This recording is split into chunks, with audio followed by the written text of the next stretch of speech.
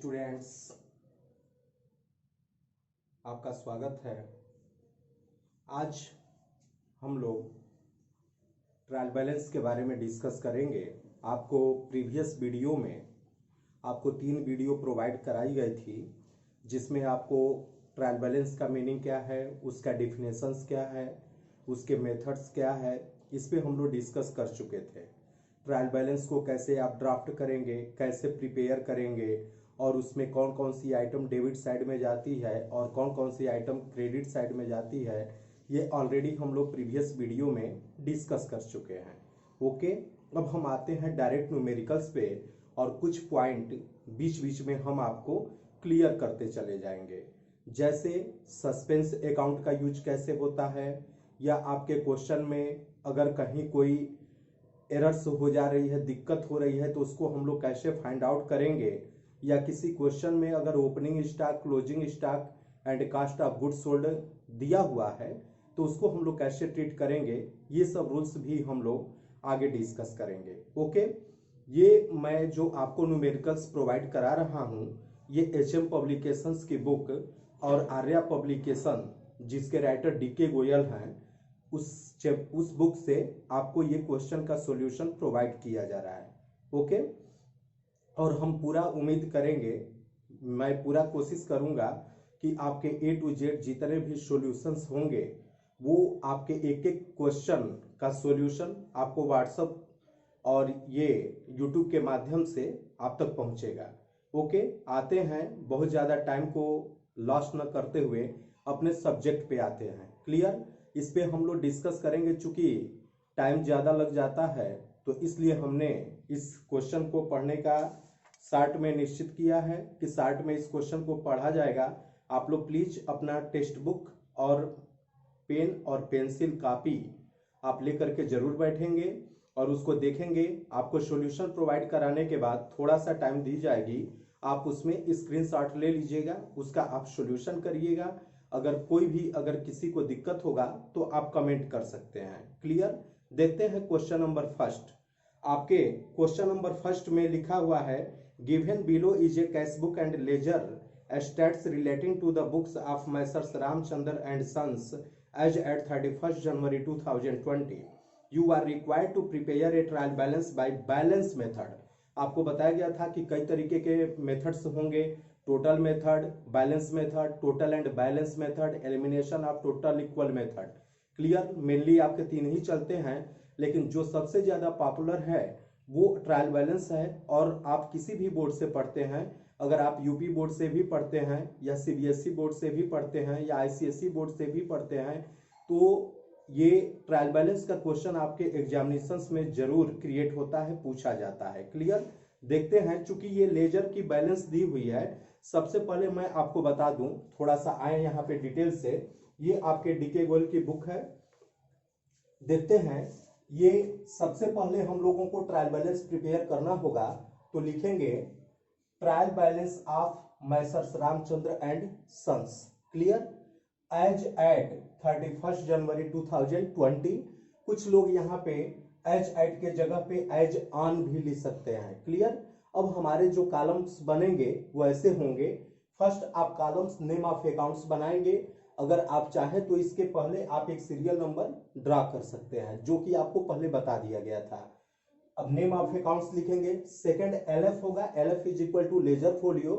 Fourth amount debit होगा and fifth आपके amount, यहाँ पे नेक्स्ट पॉइंट आपका अमाउंट क्रेडिट होगा। मीन्स एक आपका डेबिट बैलेंस होगा, एक क्रेडिट बैलेंस होगा। अगर आप सीरियल नंबर ले लेंगे तो 5 होगा, लेकिन आपको सीरियल नंबर लेने की कोई जरूरत नहीं है। आप डायरेक्ट फर्स्ट कॉलम्स आपके name of accounts, second LF is equal to ledger folio, third amount debit means debit balance and fourth amount credit means credit balance. Okay, अब हम लोग देखते हैं कि जितने आइटम्स आप ये ट्रायल बैलेंस के जितने भी क्वेश्चन को अटेम्प्ट करेंगे मेरे भाई, प्लीज आप यहाँ पे इतने ही कॉलम्स को ड्रा करेंगे। क्लियर, अब हम लोग आते हैं, चूंकि आपके बुक में लेजर दिया हुआ है, तो जितने भी लेजर्स अकाउंट क्रिएट हुए हैं अलग अलग आइटम से रिलेटेड, आप सबका नाम लिख लेंगे। क्लियर, जैसे आप अपने टेक्स्ट बुक में देखिए, ये इतने अकाउंट्स दिया हुआ है, तो मैंने इसका नाम लिख लिया है और आपको भी हर एक क्वेश्चन में ऐसे ही नाम लिख लेना है। जैसे आपके क्वेश्चन में दिया रहेगा आप उसके अकॉर्डिंग लिख सकते हैं। जैसे सबसे पहले आप अपने टेक्स्ट बुक में देखिए तो कैश अकाउंट दिया हुआ है, तो कैश अकाउंट लिखेंगे। फिर इसी में बैंक का कॉलम दिया हुआ है तो आप बैंक अकाउंट भी लिखेंगे। नेक्स्ट आप देखेंगे कैपिटल अकाउंट, ये सब आपके बुक में दिया हुआ है। Purchase account, purchase return account, sales account, sales return account, Mukesh, Navdeep, Omkareshwar and rent account, आपके ये क्वेश्चन में दिया हुआ है। तो जितने अकाउंट दिए हुए हैं प्लीज आप क्या करेंगे कि उतने अकाउंट का यहाँ पर आप डिटेल लिख लेंगे, बस उसका नाम ही लिखना है। क्लियर। अब हमको देखना है बैलेंस, बैलेंस किधर जाता है इस पे फोकस करना है। आपको बताया गया था कि जितने भी एक्सपेंसेस होती हैं उसका डेबिट बैलेंस होता है, जितने भी एसेट्स होंगे उसका डेबिट बैलेंस होगा, जितने भी लॉसेस होंगे उसका डेबिट बैलेंस होगा। क्लियर।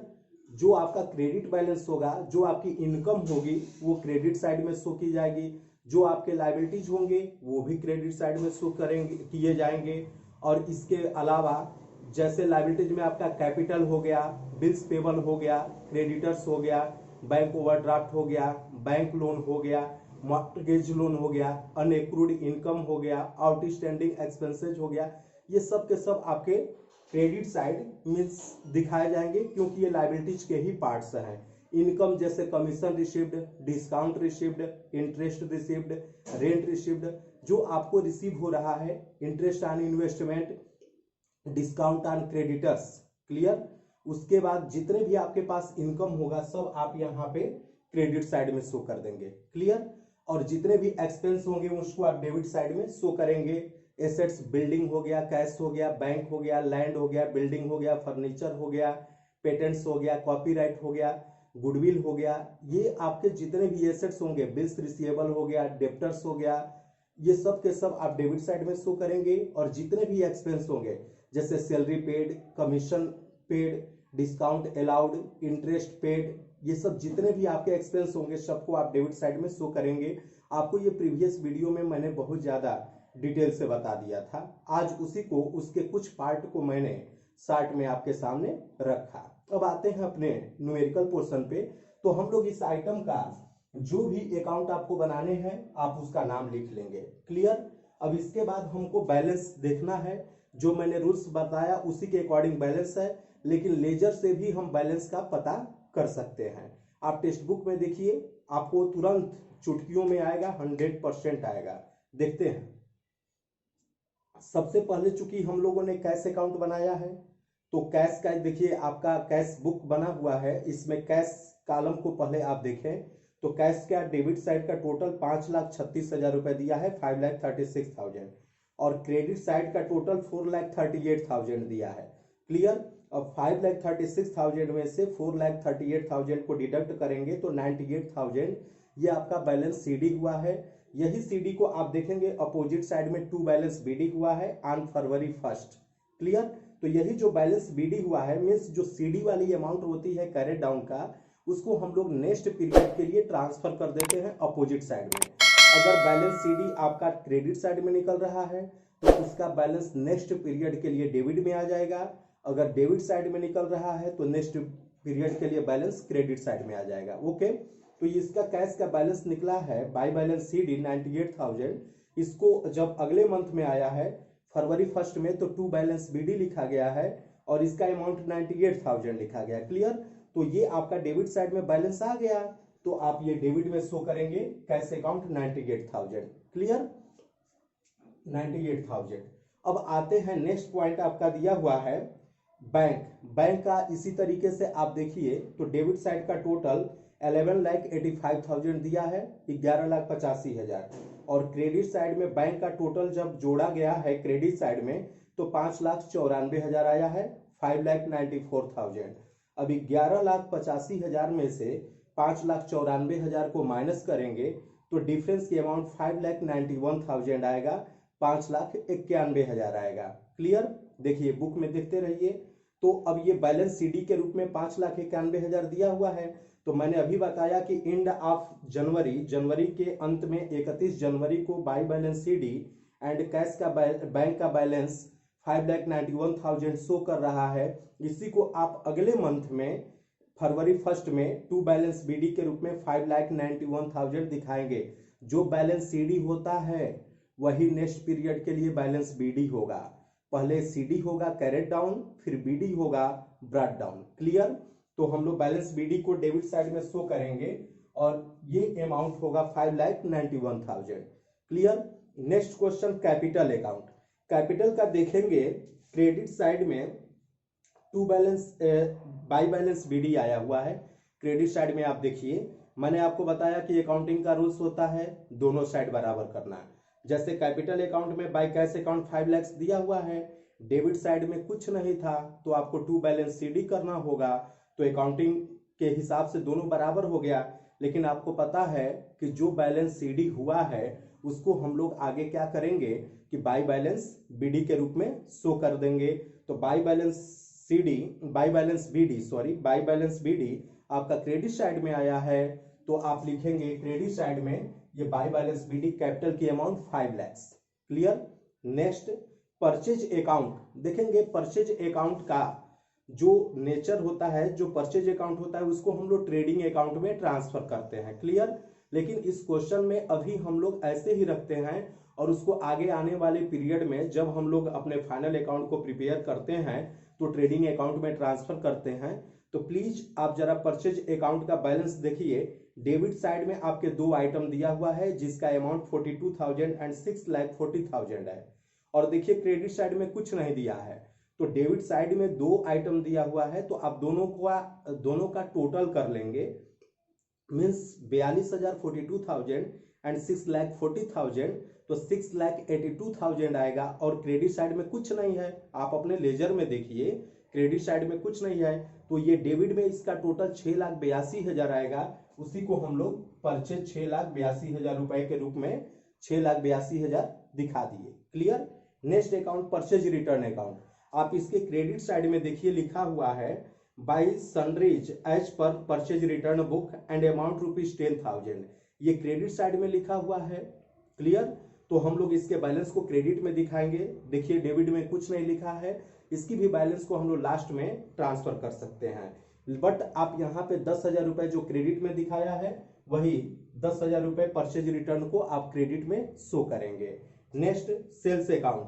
आप देखेंगे मैंने बोला कि purchase sales, purchase return, sales return ये सब आइटम रहते हैं तो लास्ट में ट्रेडिंग अकाउंट में ट्रांसफर होते हैं।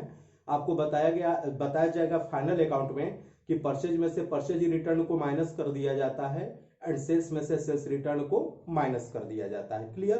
तो वो बाद की बात है। आज हम लोग देखते हैं सेल्स अकाउंट। तो सेल्स का क्रेडिट साइड में आप देखिए आइटम्स दिया हुआ है जिसका अमाउंट है 36,000, 20,000 and 9,25,000।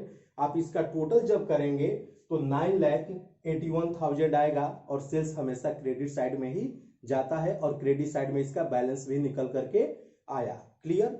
Next sales return account देखेंगे। डेबिट साइड में लिखा है to sundries as per sales return book and amount 15,000, 15,000 रुपए दिया है तो डेबिट में ही है, क्रेडिट में कुछ जाएगा नहीं तो आप डेबिट में लिखेंगे 15,000। क्लियर? नेक्स्ट मुकेश का अकाउंट बना हुआ है। पहले आप देखिए कि मुकेश का क्रेडिट साइड का टोटल 6,40,000 दिया है। क्लियर? लेकिन डेबिट साइड में आप देखेंगे परचेज रिटर्न अकाउंट 10,000 दिया हुआ है एंड टू बैंक अकाउंट 5,52,000 दिया हुआ है। और डिफरेंस की अमाउंट टू बैलेंस सीडी 78,000 दिया है। मैंने बार बार बोला कि अगर डेबिट साइड में बैलेंस निकला हुआ है तो हम उसको क्रेडिट साइड में ट्रांसफर करते हैं। जो बैलेंस सीडी लिखा है वही बीडी हो जाएगा। तो आप जरा देखेंगे जो बैलेंस सीडी 78,000 जनवरी 31 को शो किया जा रहा है उसके अपोजिट साइड में फरवरी 1 में बाई बैलेंस बीडी 78,000 दिया हुआ है। तो आप by balance BD credit side में ही लिखेंगे। ये जो बैलेंस बीडी वाली अमाउंट 78,000 है तो इस अमाउंट को आप क्रेडिट साइड में ही लिखेंगे। क्लियर? तो आप लिखेंगे मुकेश 78,000।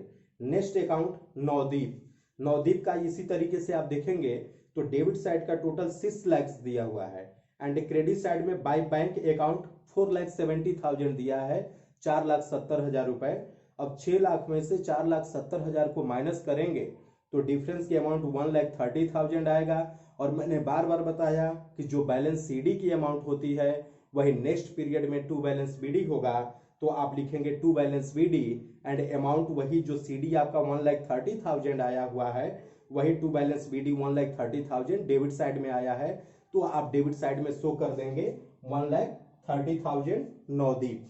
Next account Omkareshwar. ओंकारेश्वर का आप देखेंगे डेबिट साइड में लिखा हुआ है to sales account 3,25,000 and in credit side में लिखा है by sales return account 15,000 and by bank account 2,65,000। अब आप 3,25,000 रुपए में से जो आपका 15,000 रुपए सेल्स रिटर्न और बाय बैंक अकाउंट 2,65,000 है इसको माइनस कर देंगे तो डिफरेंस की अमाउंट 45,000 आएगा और यही 45,000 बैलेंस सीडी हुआ है। इसी को आपको अभी बताया गया है कि इसको हम लोग टू बैलेंस बीडी के रूप में लिखेंगे और जब ये डेबिट साइड में बैलेंस आ चुका है तो हम लोग इसको डेबिट में शो करेंगे 45,000 Omkareshwar. Clear. Next rent account. Rent account में आप देखेंगे डेबिट साइड में लिखा हुआ है 8,000। क्लियर।